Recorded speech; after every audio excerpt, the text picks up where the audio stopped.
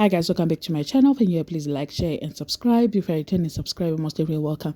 So Gogo Skhoteni has decided to delete everything that reminds her of her son. She wrote, I want to delete your pictures, videos and everything that has to do with your son, Monde Jr Shange. I had plans for us. I have never seen you cry like other kids. I mean, you would smile even if you're in pain. Ever since you left me, I have locked your room because I feel like you're still there at times. I miss you so much and I'm behaving exactly like you now, smiling even when I am in pain. I don't know if it's a good idea for her to delete. I think she's still going through a lot, but deleting, I think she will need these memories in future. I don't know what you guys think. She's even on sleeping pills right now because she's failing to sleep. Some things feels like drama if you are not in the same situation with her.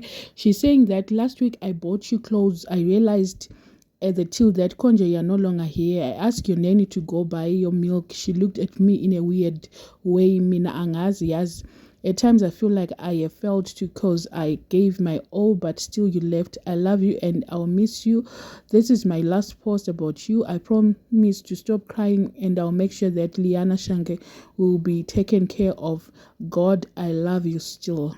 This is so painful. I think at this point, she really needs a strong support system. Those who went through the same situation can try to help her, because this is something that you cannot forget. Your whole life, you still have to live with the pain for the rest of your life, because death is something that you can get better from, but you cannot forget, and the wounds, they keep on coming now and again.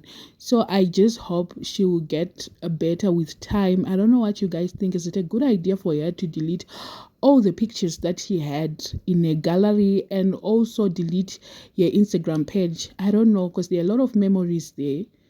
Those went through the same situation. How did you manage to cope? Probably you can comment in the comment section below, then we keep the discussion going.